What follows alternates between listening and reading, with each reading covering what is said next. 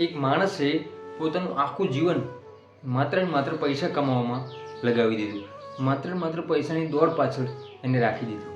એવામાં એનો દીકરો એને એક પ્રશ્ન પૂછે છે, ત્યારે એ માણસને એવું લાગે છે કે મારી આખી એ કમાણી આ એક પ્રશ્ન સામે કશું જ નથી, શૂન્ય છે. શું હતી એ સમગ્ર વાત? આજે સરસ મજાની તમને વાત જણાવું.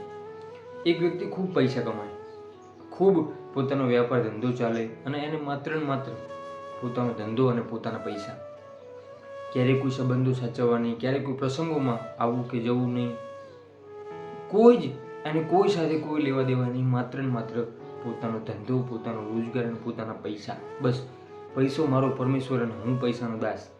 એના માટે આ એક જ એવી જિંદગી હતી. એમાં ધીમા એના બાળકો મોટા થાય છે.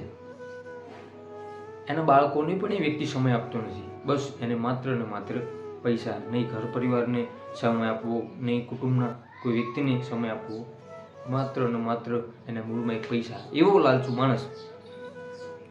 એક દિવસ એનો દીકરો એને પ્રશ્ન પૂછે કે પપ્પા, તમે દિવસના કેટલા કમાઓ છો?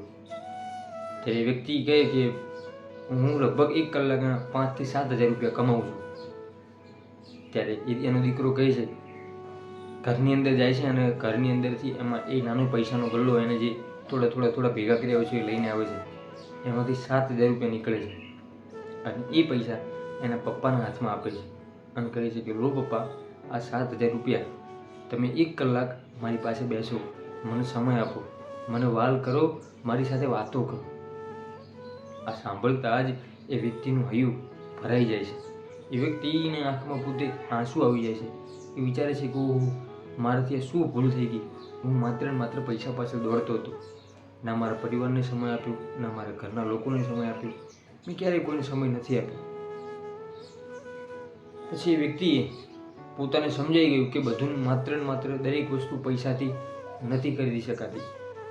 અમુક વસ્તુ જે છે, પ્રેમ છે, લાગણી છે, એના માટે વ્યક્તિને સમય આપવો પડે, વ્યક્તિને આદર આપવો પડે, વ્યક્તિને પ્રેમ આપવો પડે. અને પછી ધીમે એ સંબંધોને પણ સમય આપવા લાગ્યો અને ધંધાનો સમય પણ નિશ્ચિત કરી દીધો. દોસ્તો, કદાચ આપણા જીવનમાં પણ જો થતું હોય તો આપણે આ બાબતની ચોક્કસથી ધ્યાન રાખવું જોઈએ. આપણે પૈસાની પાછળ આંધળી દોટ જ્યારે મૂકીએ છીએ ત્યારે આપણે એ નથી વિચારતા કે આપણો પરિવાર છે, આપણું ઘર છે, આપણા સંબંધો છે, આપણું બાળક છે. આપણે ક્યારેય કોઈ પાછળ વિચારતા નથી, માત્ર ને માત્ર પૈસાની પાછળ દોટ દઈએ છીએ. તો આ પૈસાની પાછળ આંધળી દોટ મૂકવાનું બંધ કરો. ઘરને સમય આપો, પરિવારને સમય આપો, તમારા બાળકોને સમય આપો. કારણ કે તમારા બાળકનું બાળપણ એ વારંવાર નથી આવવાનું. ધીમે મોટું થશે, એની સમજદારી થશે એટલે એનું બાળપણ નીકળી જશે. પરંતુ એ બાળપણમાં તમે એની સાથે કેટલું જીવ્યા એ તમે તમારી જાતને પૂછજો. દોસ્તો, વાત જો તમને સાચી અને સારી લાગી હોય તો વિડીયોને લાઈક કરજો, સરસ મજાની કોમેન્ટ કરજો. આવા ને આવા બીજા સારા વિડીયો જોવા માટે આપણી યુટ્યુબ ચેનલ હું અને મારી વાતોને સબસ્ક્રાઈબ જરૂરથી કરજો. દોસ્તો, ફરીથી મળીશું એક નવા જ વિડીયો સાથે, એક નવા જ અંદાજમાં. ત્યાં સુધી દરેક દોસ્તો, દરેક મિત્રને મારા જય માતાજી.